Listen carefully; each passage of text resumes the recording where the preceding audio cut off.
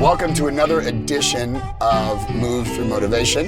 I have the honor and privilege to sit next to my cancer hero, my cancer coach, my cancer, I would say the person who probably inspired me the most in my journey, who like kind of is like my big sister, if you're supposed to have one in a cancer journey.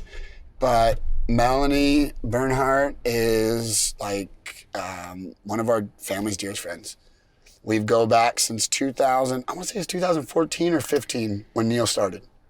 Probably 14, I think. I think 2014 is when I met your husband Neil, and we'll hear from him in future episodes. But I met you guys, and one of my it's the most memorable moment was when Neil came in and he said that you were going to have to go through chemo. And we really have not been, our immediate world for an adult has not been shocked like that in our world. And it kind of threw me and Sherry, because we know Brody and the boys had done competitions together. Yeah. And we were really close. And all of a sudden, Melanie's going to start chemo, and you see the effects like right away. And it was a journey for us. And some of those are the most crazy memories. But going forward, when I got sick, like, you were just there. And I'm truly grateful for our friendship and your mentorship, you know?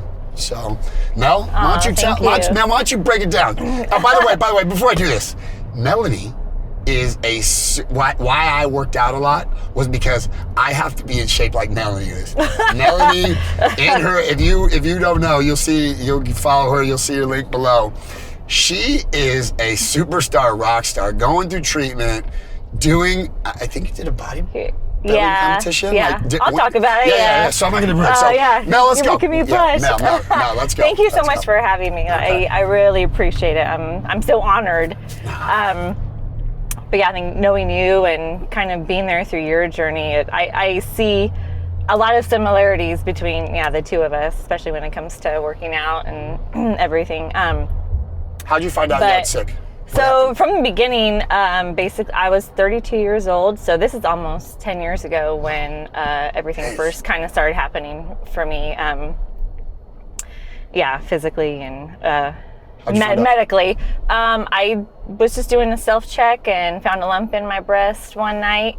So I went to the doctor, and she's like, "You're so young, but we'll get it checked out. We'll get it biopsied."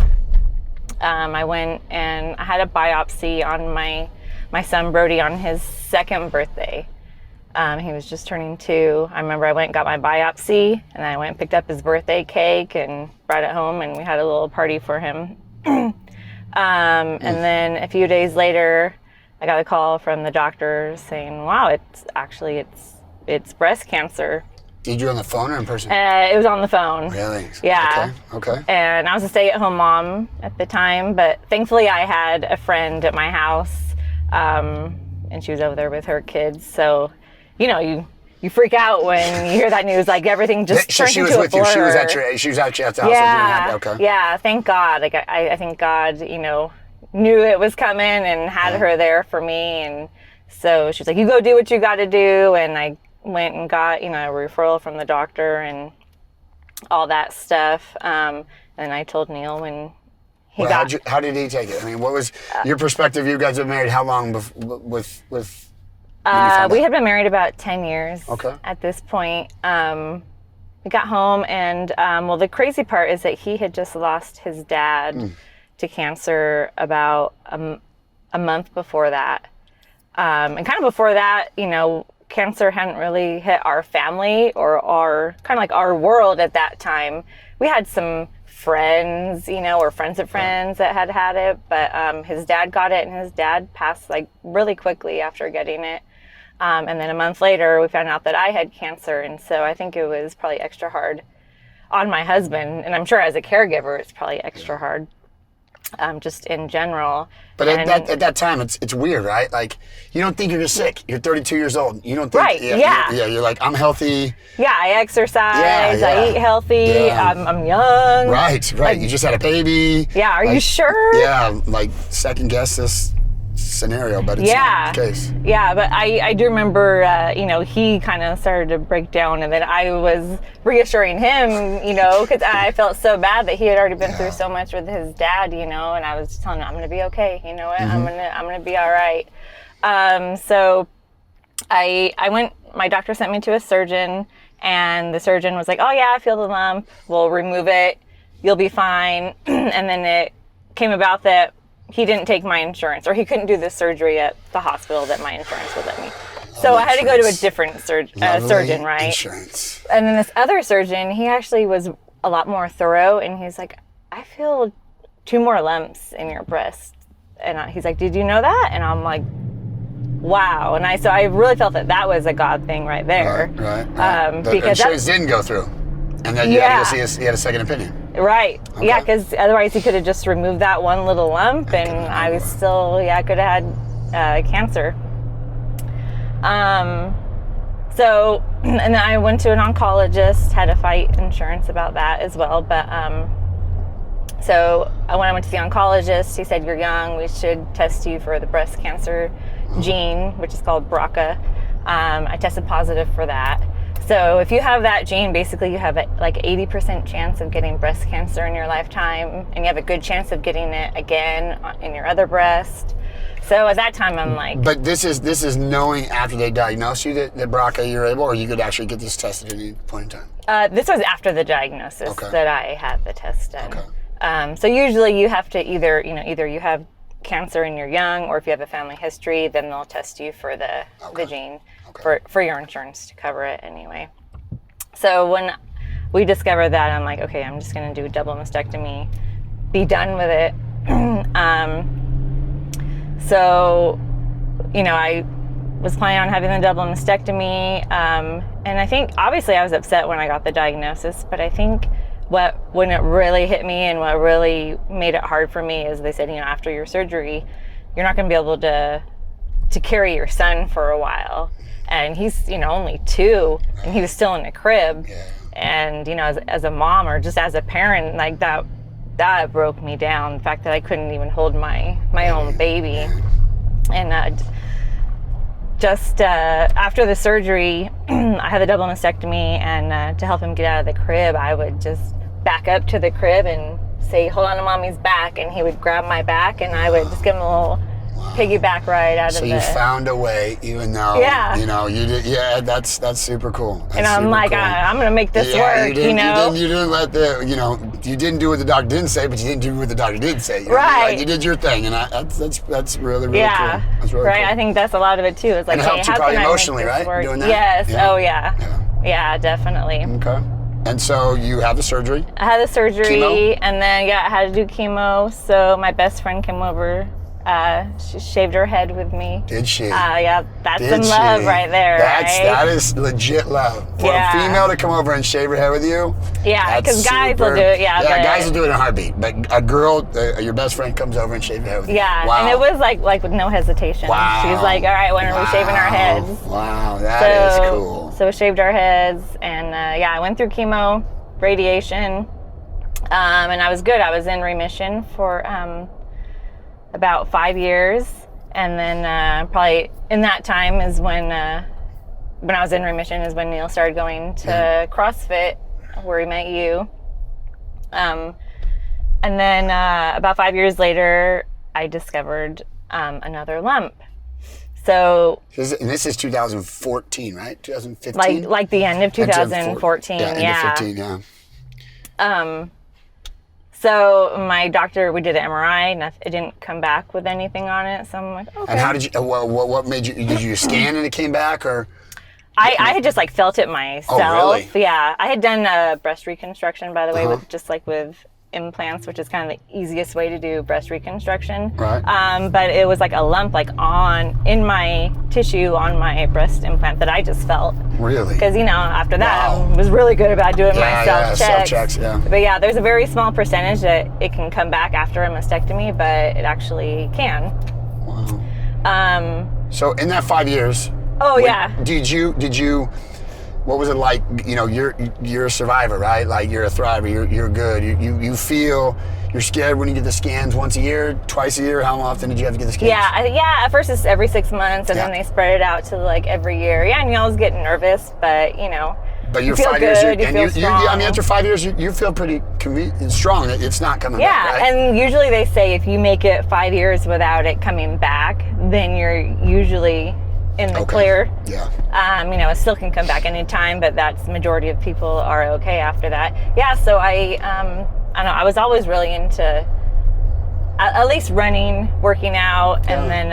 I mean, when I met you, you were superstar shape. I mean, you were training for bodybuilding when we first met. Yeah. So that's in that time when I was in remission, I started doing bikini fitness competitions. Mm-hmm. And I think that was a lot of my healing, like emotionally as well, because for a woman, anyone, but a woman to get on stage in a bikini and have your physique judged. Yes. And after going through what you went through. Yeah, and then having that a mentality, mastectomy. And just that courage alone is inspiring to people, and that's what resonates with me. Is like, you didn't let your circumstance, your bad thing, when you have a baby, when you're married, you didn't let that stop you. It drove you, right? Yeah, exactly. Yeah, I think and I have some, one specific friend in particular, but I have lots of good friends, but one of them that she's a cancer survivor as well, and breast cancer, and she really helped me through that. She was one of my coaches, and I remember her always telling me, like, let that motivate you, and if you've been through cancer, you can get through anything. Yeah. And now she's like one of my best friends. But I wouldn't have been able to do it, without her support and encouragement. So the community, that community, her helping you in that community really helped you get the courage to, do it. And that's important, right? I mean, that support system is very, especially 5 years after cancer, is even harder. Yeah, because I remember sometimes going through training and I'm like texting her, why am I doing this? Yeah. And she would, remind me, you've been through cancer, you got this, you can do this. Yes. So my first competition, I didn't place or anything, but the fact that I got up on stage. You got on stage is what I tried to tell you. You had the guts to get on stage, and that takes more than anything to do. And that is what I tell people is you put yourself in the fire. You didn't just sit in the sidelines. You didn't just say, I want to get in shape and go to the gym. You said, I'm going to challenge myself and put myself in a very vulnerable position. Yeah, true. Which is inspiring. For anybody to grasp that, it's inspiring to say you went through hell and back, and now you are on stage getting judged by people, which is I find it fascinating. True, and I think in a lot of it too, it's just like anything worth doing in life, it was about the journey, and not even so much like the end result, whether I placed or not, but it's about the journey and how you learn about yourself and what's important. And I'm like, okay, if I can go through cancer, then I can get on this stage, Right. And I feel like I broke through a lot of like barriers that I had built up going through breast cancer and having a mastectomy while going through that too. So I had done 3 competitions. I placed in I think the second 2. Okay. And then I was training for my 4th competition when we discovered this new lump. And so I had that MRI, didn't come back with anything. We waited 6 months, and that spot, I could physically see it growing. So we did the MRI again, still nothing came back, and so he put me through a PET scan. and that showed that it was cancer. So then he sent me to a surgeon, and I think he sent me to that surgeon that didn't know I had 3 lumps.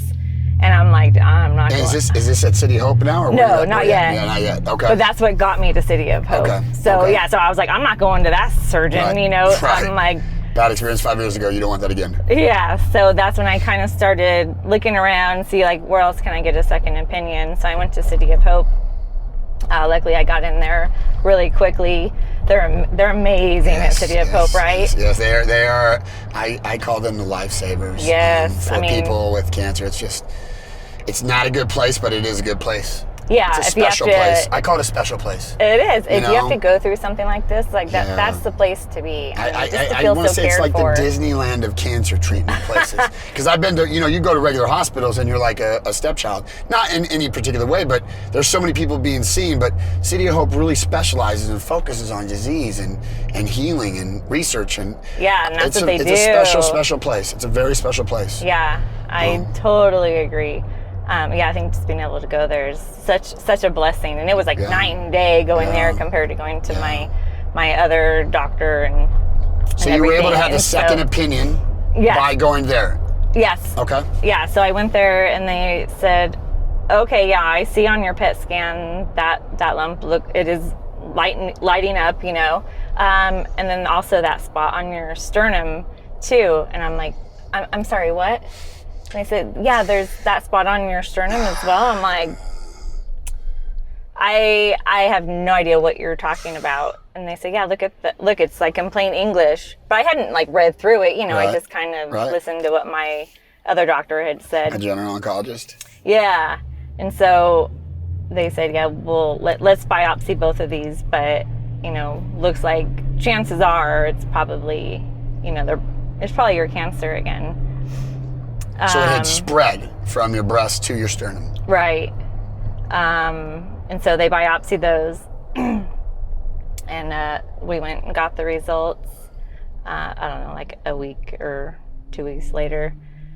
And they both came back positive for the breast cancer again. Yeah. So it had spread to my sternum, which I knew enough at this point that it means that your cancer is stage 4 if it spreads to your bones, or another one of your organs. And there's no cure for stage 4 breast cancer. So, if it's... And what is the classification that you have that's stage 4, how do you say the word? Metastatic. Yeah, so metastatic just means that it has spread to other parts of your body. So it's gone to the breast, it could go to any part of your organ, but yours went to your sternum. That's where it went from there to there. Yeah. Okay. So I had it in both spots.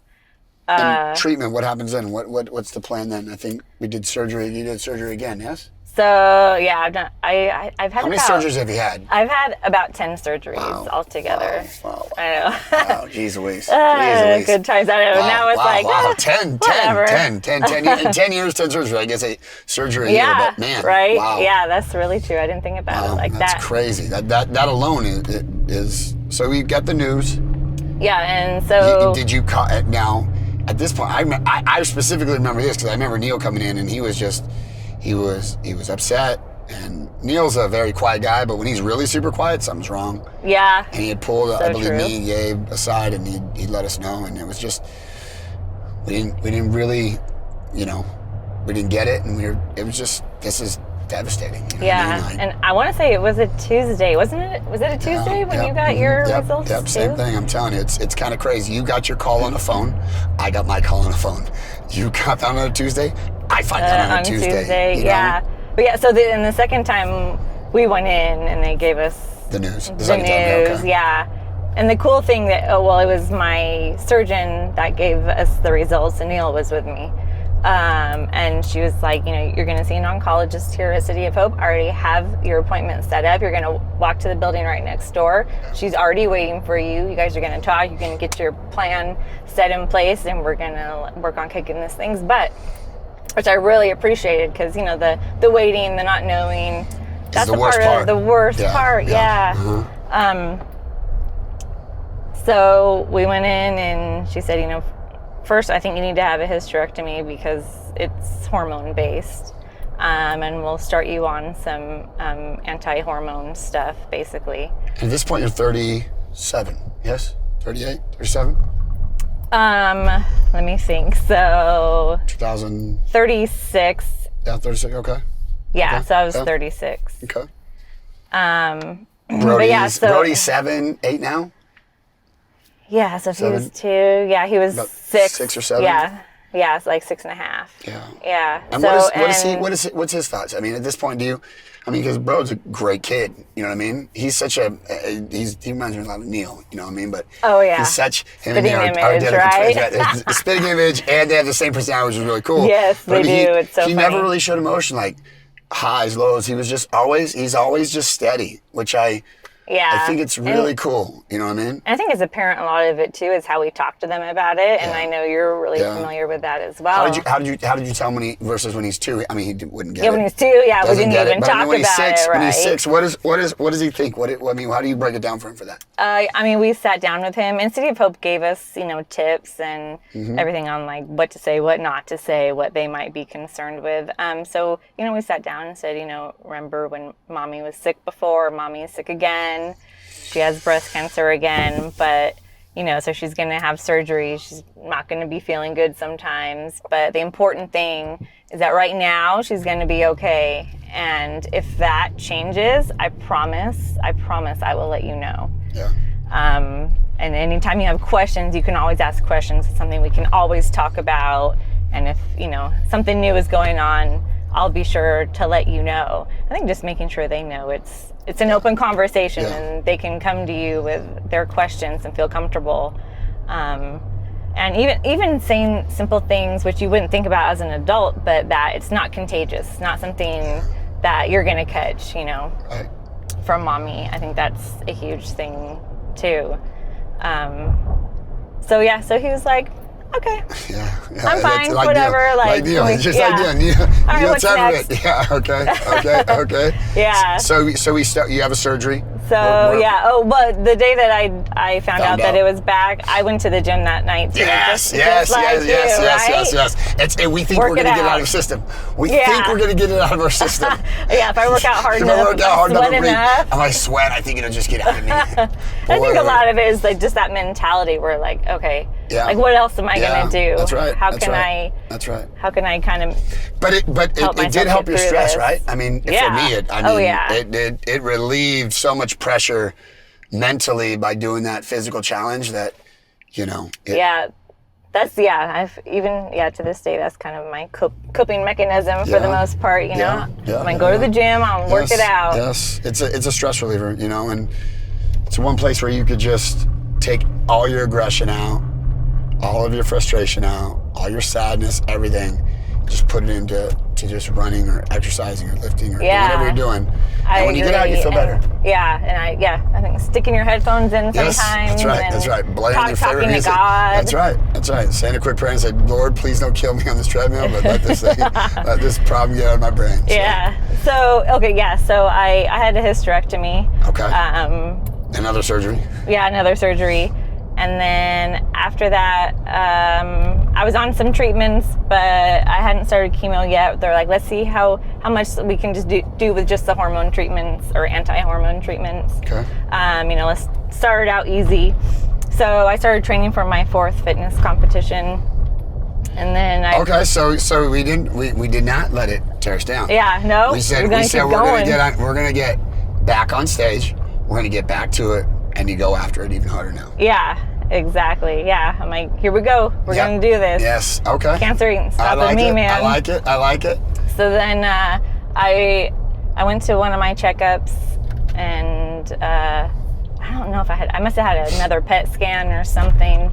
And then I was at the gym, and my doctor called me, and she was like, okay, your cancer is really growing fast again. So the hormone treatments aren't working now. And you need to start chemo like right away. And chemo, I already been through it. I know how sick you get, how much it sucks. I'm like, okay, I'm not gonna be able to compete now while I'm going through chemo. So we figured out when I was gonna start my chemo, because we also decided to do a clinical trial along with the chemo. Through the City of Hope. Yeah, which is another great thing about City of Hope, man. So I figured out I was going to start chemo the Wednesday before I had my competition. So Wednesday I was going to start chemo, and then Saturday was my competition. So what'd you do? And then I'm like, well, I can do that. I can do 1 round of chemo. That's nothing, That's well done. Well done, Melanie. Well done. Yes. I think everyone's like, are you for real? Yes, I'm like, Melanie. I love this. Crazy ideas. So, yep. It kept you clear and focused, right? Yeah, definitely. Yeah, I'm like, what else am I gonna do? Yeah, I've gotten this far.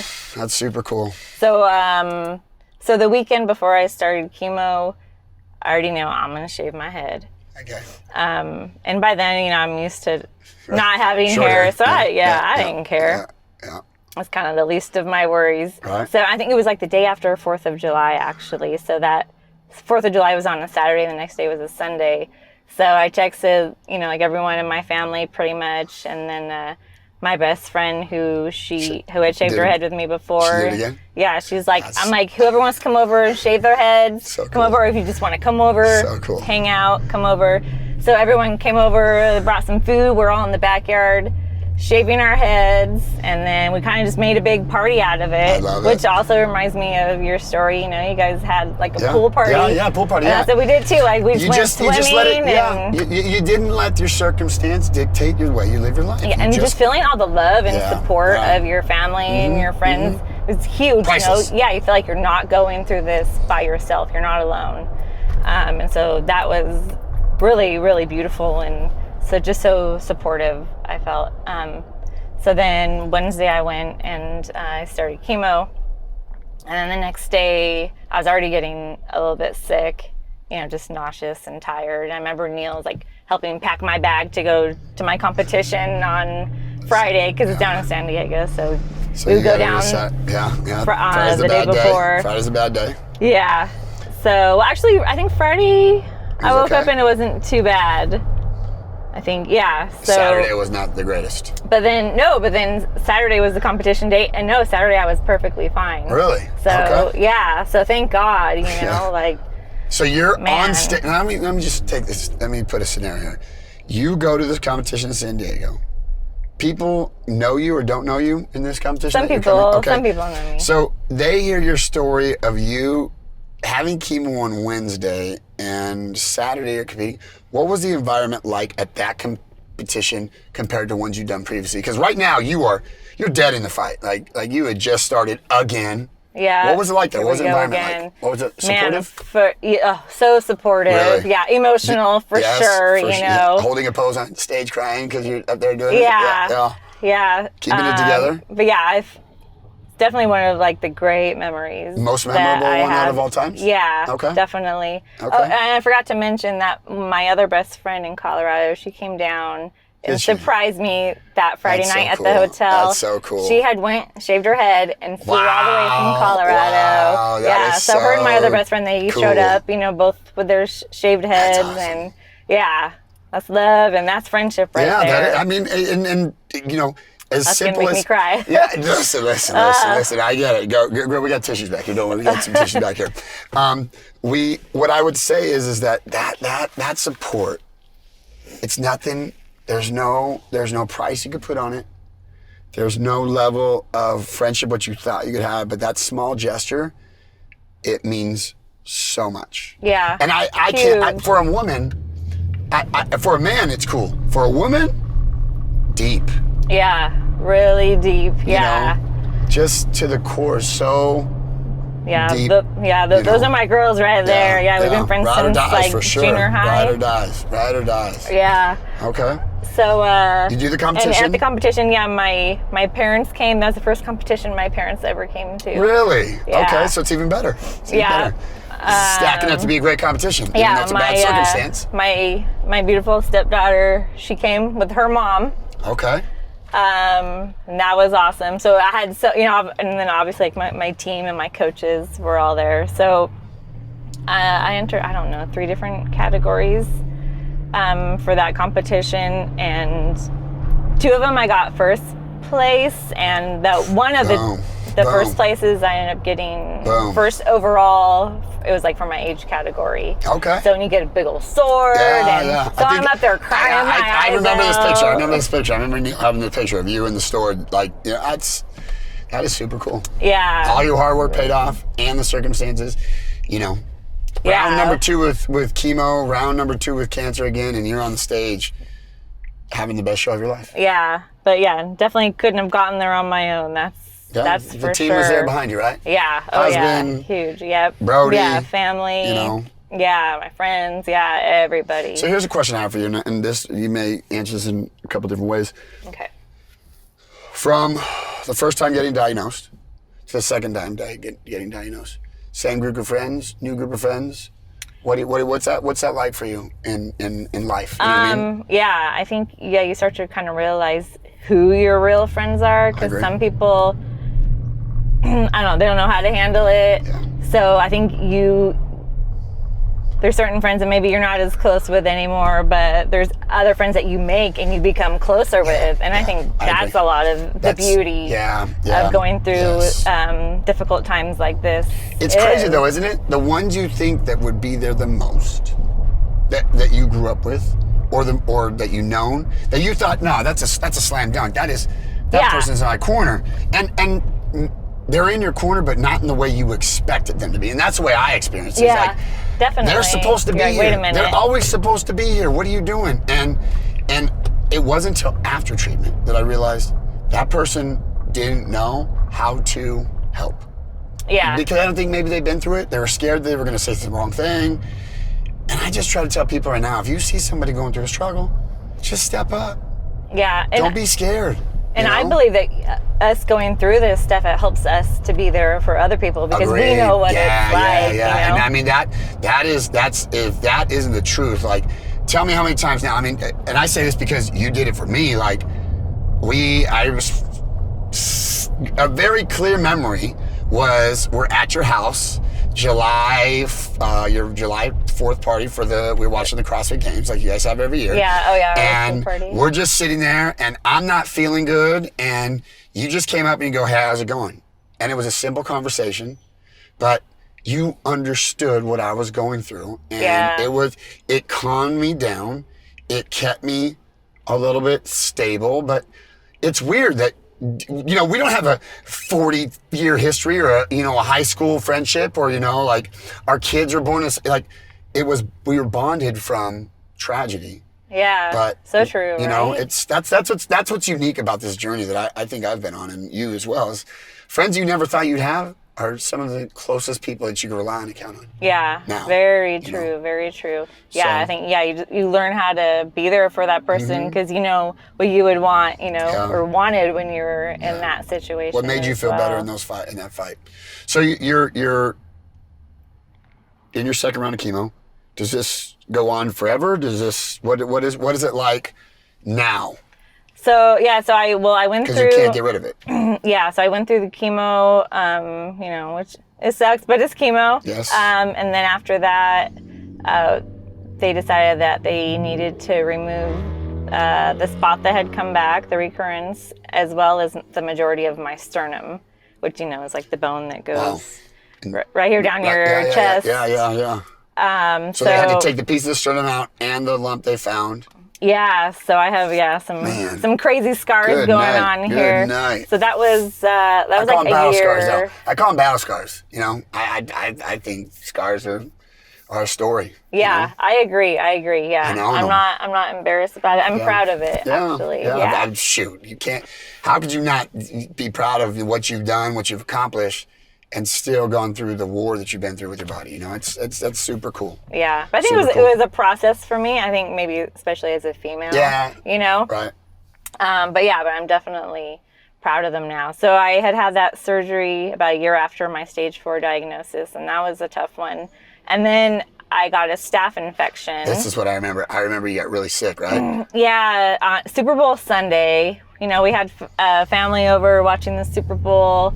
And I had just a little spot a few days before that I wasn't quite sure about. And so I had them check it out, and they just took a little piece of it to biopsy like the fluid.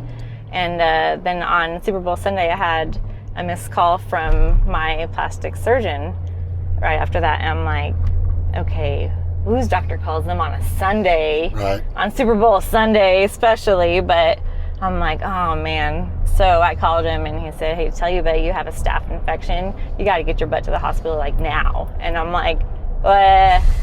I'm trying to have a drink. I'm trying to enjoy myself and watch the Super Bowl. I got people over and he's like, well, you go down there, start on your antibiotics now. If you want to go back home, that's fine, but you got to come back the next morning and then be checked in.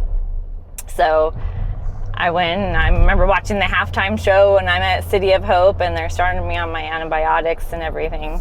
And then the next morning I checked myself into the hospital, had to have another surgery so they could try to clean it out. So hopefully they didn't have to take out the reconstructed sternum, because that was a lot. They reconstructed it like with bone and titanium brackets. To pull it back together? To put it back together, yeah. It's the first time my surgeon had ever done that specific surgery, like with those materials. So I think he was kind of excited about it, but but you trusted him enough to say, "I'll be your guinea pig because I want my sternum to."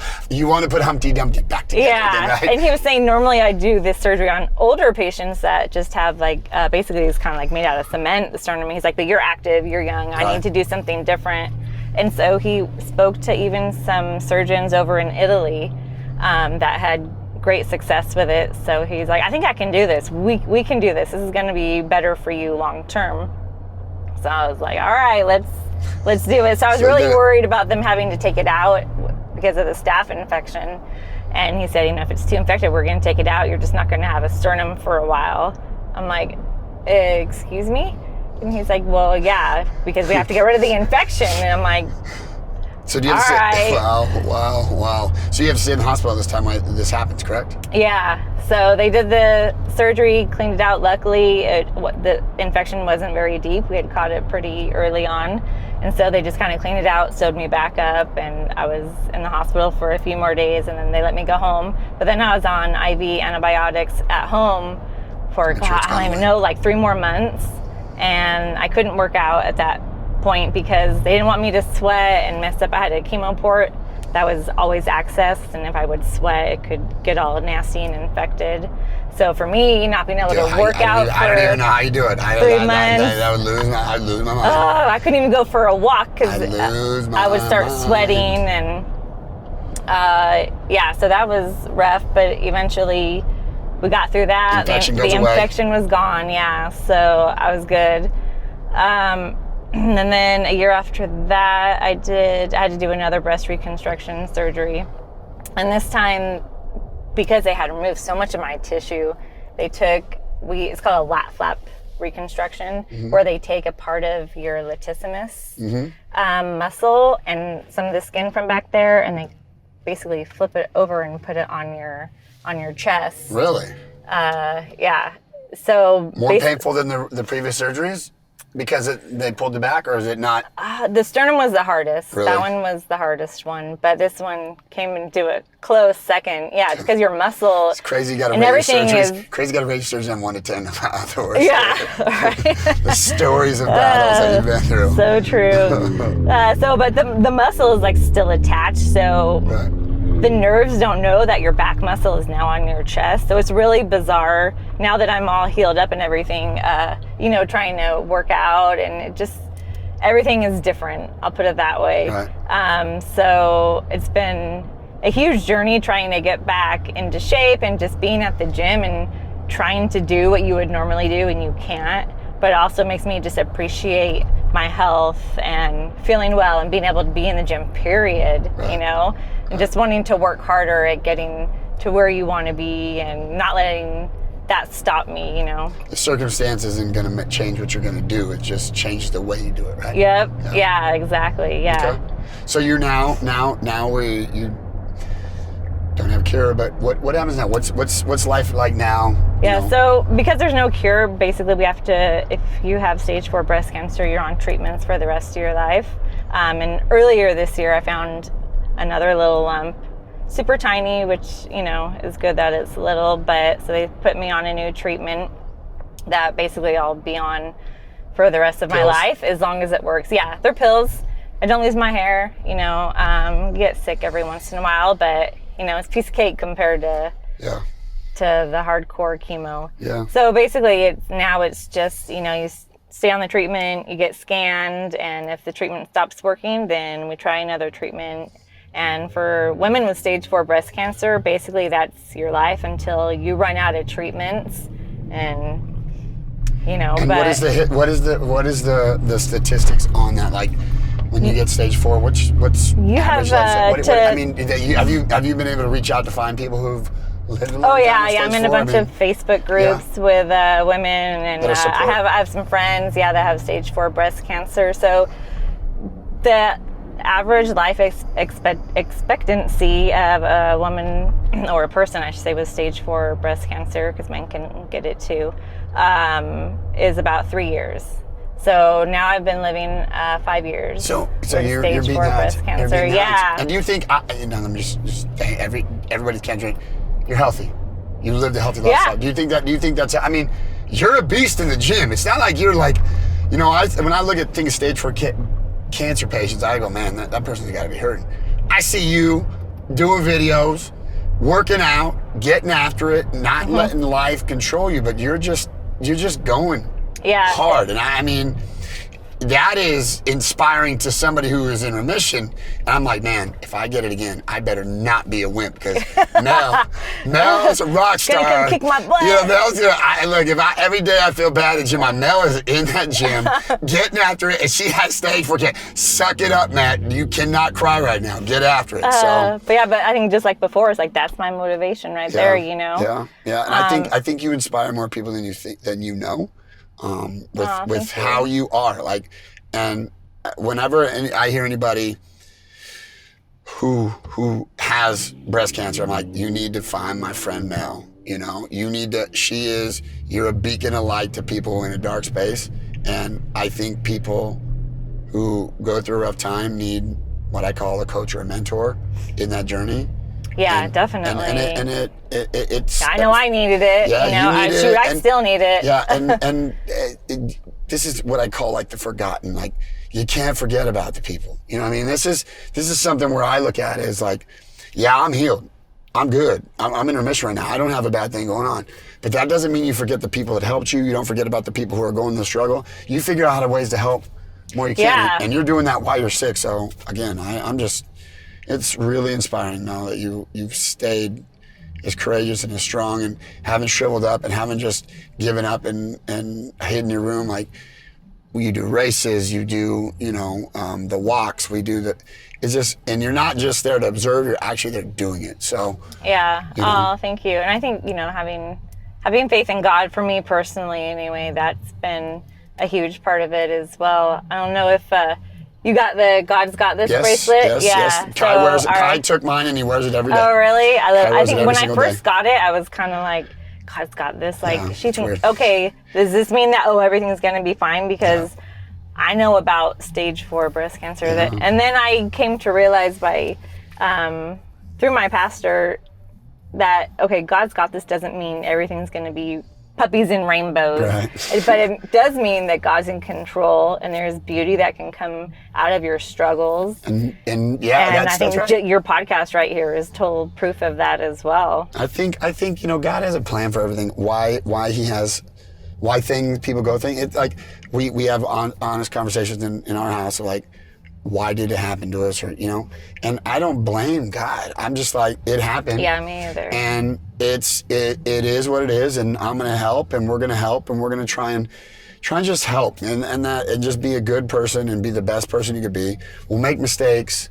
We're not gonna know all the answers. I don't have all the answers, but I want the whole thing of what I tell people is this is a way that people could tell their story, because tomorrow I could get hit by a bus.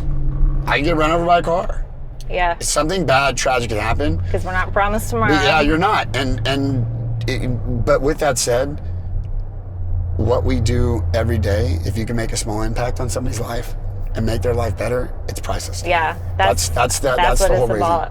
It's all about, right? So, Mel, what do stage 4 breast cancer fighters need? Where do you get support from? We need research for treatments, really. So like I was saying, you go through a treatment, and after a while it'll stop working, so you need more treatments. So we need more money for research for treatments. And who do you recommend? If you there's people want to go out and donate to a certain, do you have a specific organization that you recommend? Yeah, so my favorite nonprofit is called Medivivor. Medivivor? Yeah. META?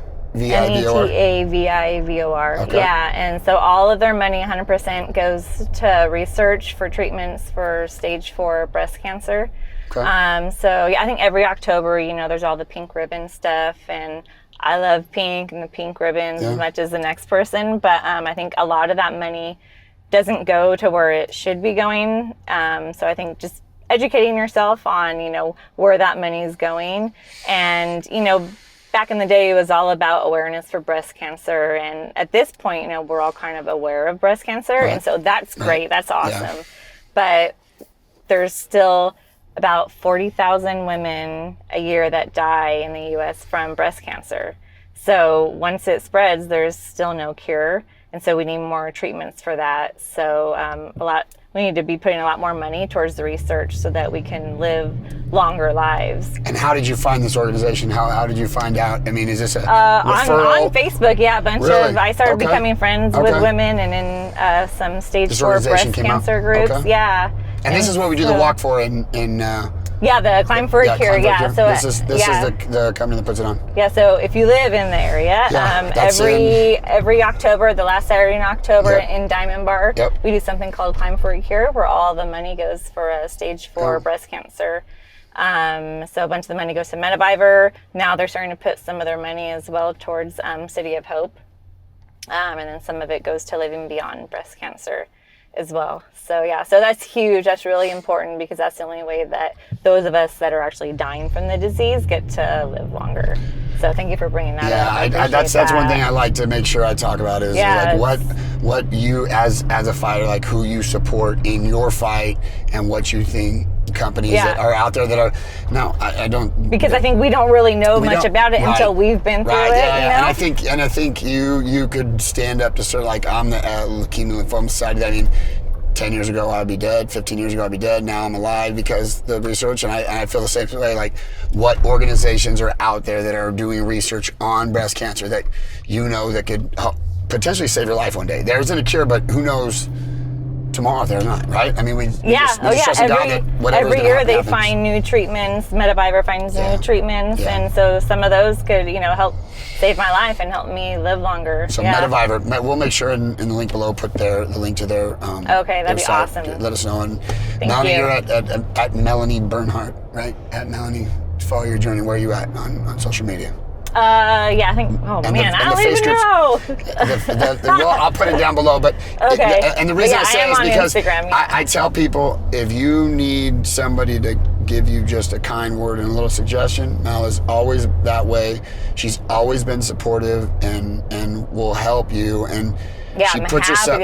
She really is open and that's one of the things I think is very special about you and what you do in your fight. While you're fighting, you're still helping people. So, Mel, another question I have for you is, what do you want Brody, as he gets older, to take away from your current fight? And I mean, what do you say to Brody when you're still alive, or if you get hit by a truck tomorrow, or whatever bad things or good things that happen? What do you want Brody to remember about this? Man.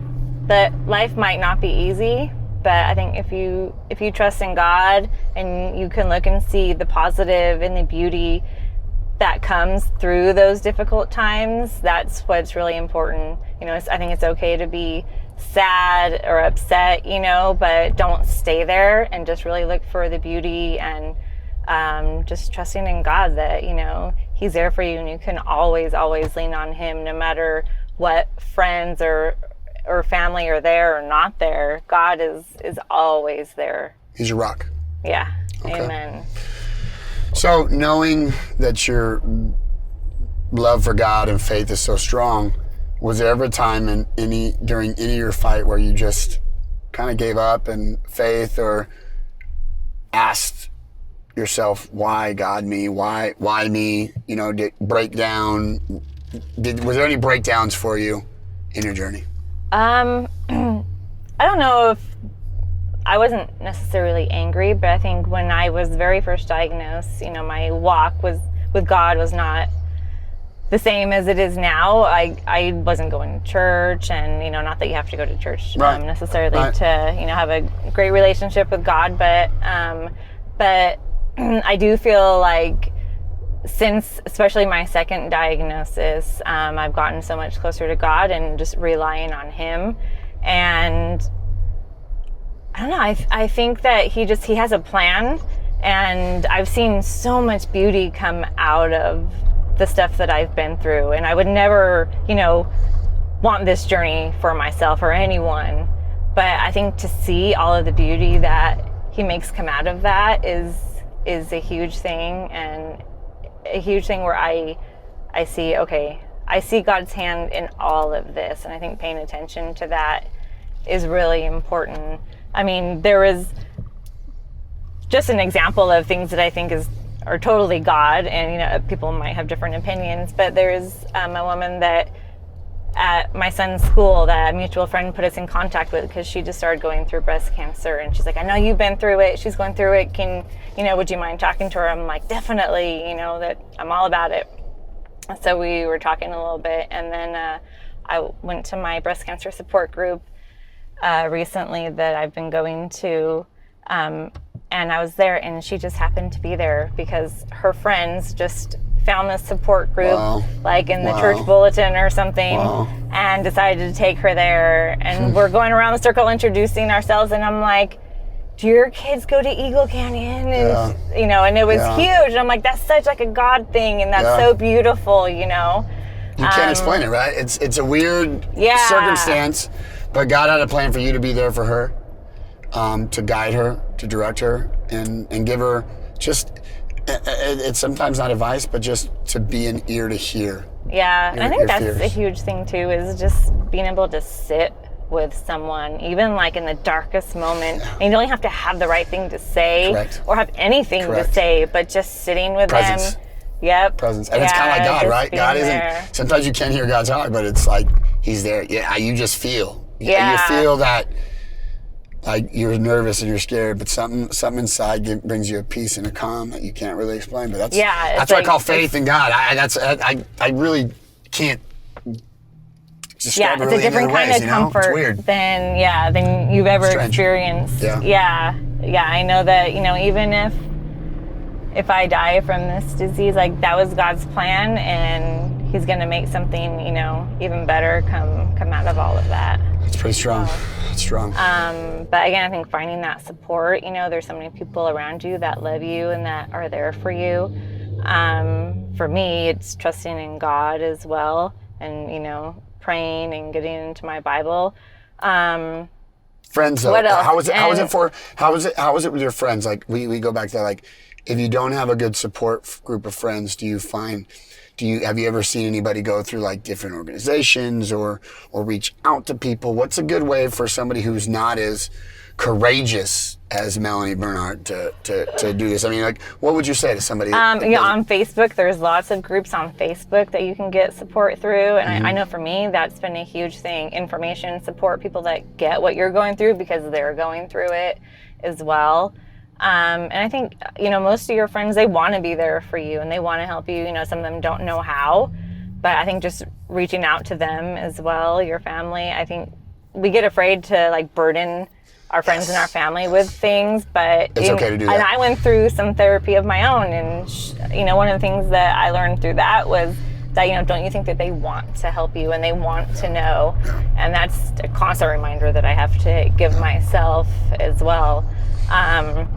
But yeah, I think there's lots of support out there. And also, I think for women, we just feel like, I'm ugly, I'm not myself again. Is doing things that help you feel more like yourself or make you feel better, whether that's exercise, or going to church or going to get your hair done, whatever it may be, those things, I try to focus on those things as well, because I know, for me, it's the gym. That's one of my major things, and that helps me feel the most like myself, and so I got to make sure that I stick to it. Now, the Olsen family loves you. Thank you. We love you guys so much. We're here for you. Honestly, so anything we go, we'll do for you. Thank you. All right. Yeah. Till next time. We got to fight. Let's fight. Keep fighting. Mediviver, Mel, you're a rock star. Let's go.